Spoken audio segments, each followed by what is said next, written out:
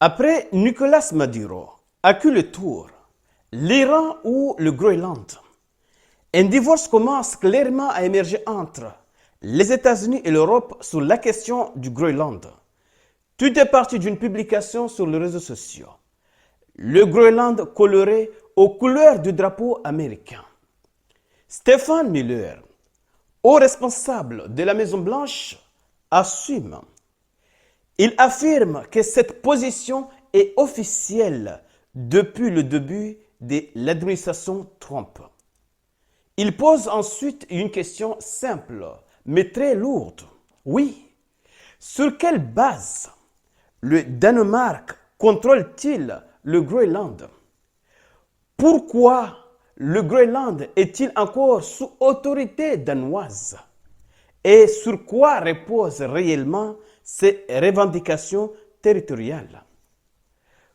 Concernant un scénario militaire, Stephen Miller se veut clair.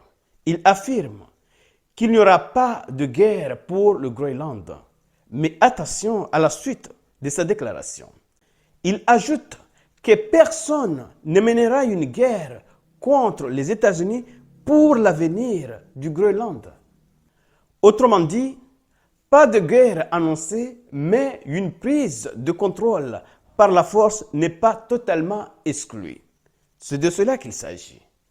Du côté européen, la réaction ne tarde pas. La France monte au créneau. Le ministre français des Affaires étrangères, M.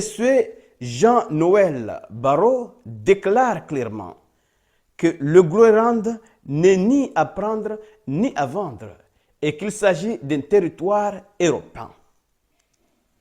On se trouve donc face à une vraie ligne rouge. Oui, ligne de fracture.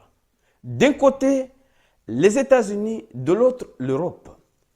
Le Groenland devient aujourd'hui un sujet stratégique majeur, militaire, économique et géopolitique. La question maintenant est simple. Est-ce le début de nouveaux bras de fer entre Washington et Bruxelles? Répondez dans les commentaires.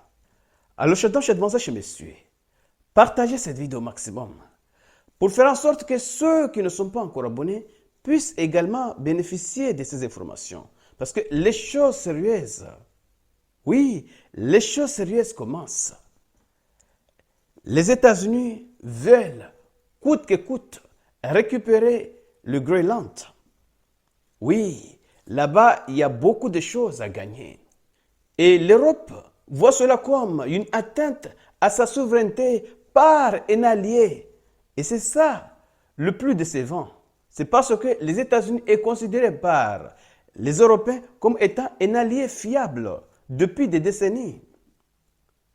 Alors, chez messieurs, partagez cette vidéo et surtout, restez connectés pour la suite des événements. Merci.